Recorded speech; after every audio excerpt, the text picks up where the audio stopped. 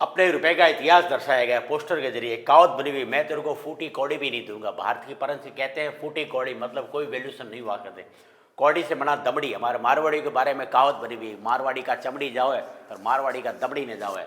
दमड़ी से हुआ ठेला, कहते हैं ठेले का काम भी नहीं करती हमारी बहू, बड़ी निठल्ली और कामचोर हो चुकी है।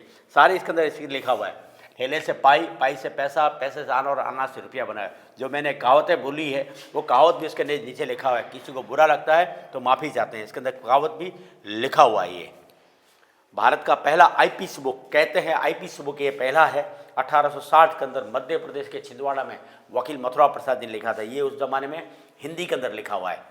पुराने रजवाड़ी सिक्के और ये वजन, ये तो अपन ने भारत के अंदर काफ़ी उस ज़माने में रजवाड़ों के दौर के अंदर ऐसे वजन चलते थे जिसको शेर कहते हैं। ये कहावत बनी हुई, अंधेर नगरी चौपट राजा, टके सिर भाजी और टके सिर खाजा, शेर पर सवा शेर। जब पेपर नहीं था तो उस जमाने में पेड़ के थाले होते थे जिसको ताड़ पत्र कहते हैं।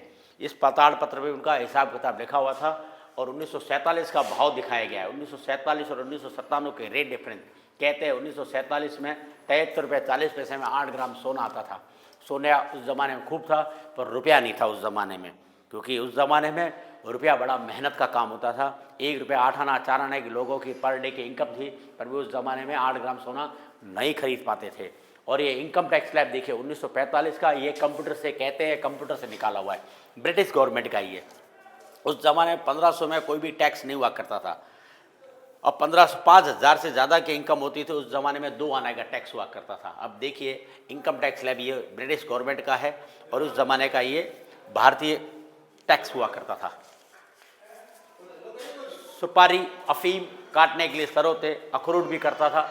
पहले क्या पान खाने का शौक हुआ करता था, सुपारियाँ ज़्यादा करती थी इसके अंदर। आज भी अपने घरों के अंदर ऐसे सरों तो होंगे जो काफ़ी लोग इसको इस्तेमाल करते हैं। ये सनग्लास कुछ कलेक्शन करके दर्शाए गए हैं, कलेक्शन करके रंगीन चश्मे दिखाए गए हैं। यहाँ पर मुनीम जी का रूम, खाता बही का काम होता था।